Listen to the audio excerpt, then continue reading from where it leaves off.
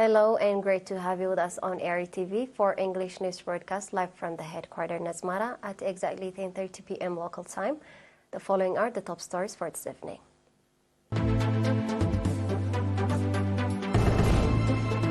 Meeting conducted on strengthening media and public diplomacy. Monetary contribution to augment martyrs trust fund. Fire at coal mining company office kills 25 people in China. Iran advances nuclear enrichment while still bearing inspectors.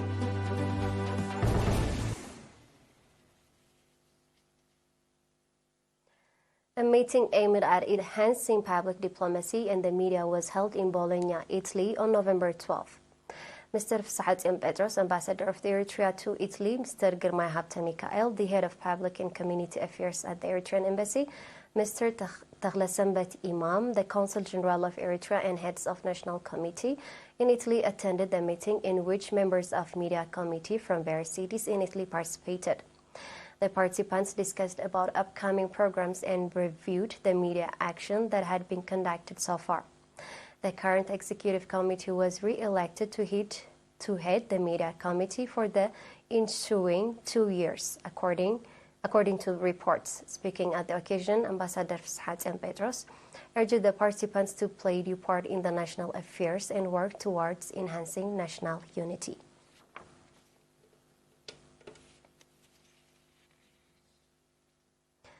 Nationals inside the country and abroad extended 66,000 NAFA, $2,120 and 670 euros towards augmenting the Martyrs Trust Fund and in support of families of martyrs.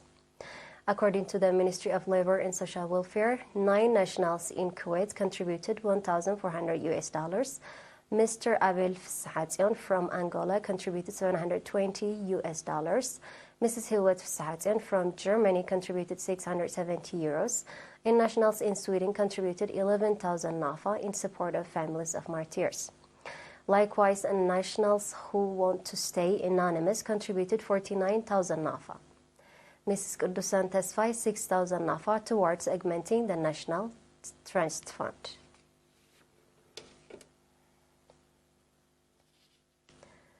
A meeting focusing on controlling harmful practices was organized to residents of Galalo semi-urban center and its environs. The head of the subzone's health facilities, Nurse Jamal Noor, stated that persistent efforts are being made to raise public awareness of the detrimental effects of female genital mutilation and underage marriage, and as a result, the harmful practices are gradually ceasing. In addition, Nurse Jamal made a call to action for the general public, religious leaders, and village elders to step up their support of the campaign to end detrimental practices that stunt the physical and mental growth of females.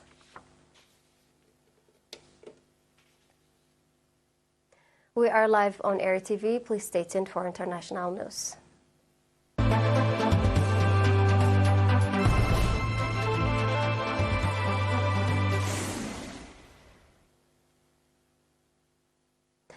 At least 25 people have died in a fire at the office of coal mine company in northern China. The fire broke out this morning at Yongju Coal Industry Joint Building in the country's top coal producing hub of Shanxi Province. The blaze appeared to have started in the 4-story building with offices and dormitories in Luliang City and not where coal was being mined. The cause of the fire is still under investigation. Rescuers evacuated 63 people from the premises, 51 of whom were hospitalized, and brought the fire under control by the afternoon.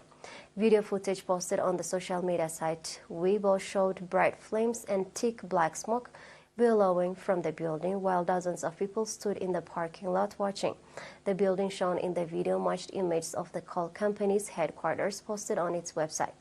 Emergency responses personnel could be seen in the footage racing to put the protective gear outside a fire truck parked at the building's entrance. China's coal producers are under security for a series of accidents in the mine in recent months, which has weighed on production as mines stop work for safety inspections. Iran continues bearing several experienced nuclear inspectors and has enough uranium enriched up to 60% purity, close to weapons grade for 3 atom bombs, according to confidential reports by the International Atomic Energy Agency, IAEA. The United Nations nuclear watchdog yesterday slammed Iran's decision to withdraw the accreditation of several inspectors, announced it in September as extreme and unjustified, and said it directly and seriously affected the agency's work. Iran's stance is not only unprecedented but unambiguity, contrary to the cooperation that is required, IAEA Chief Rafael Grossi wrote in a report to the agency's member state. Iran in September withdrew the accreditation of several inspectors, a move Tehran described it as retaliation for political abuses by the United States, France, Germany, and Britain. The move targets 8 staff inspectors, with French and German nationals among them, according to diplomatic sources. In the report, the IAEA said it received a letter from Iran yesterday reiterating its position that it wasn't its right to withdraw the accreditation, but was exploring possibilities to address the request of the agency to reinstate it. Now we have a quick recap of the top stories.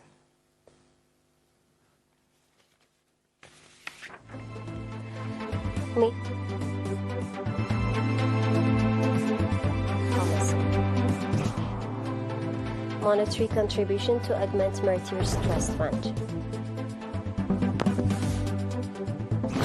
Fire at coal mining company offices kills 25 people in China. Iran advances nuclear enrichment while searing inspectors, IAEA stated. That was all with the news for tonight. Thank you for watching.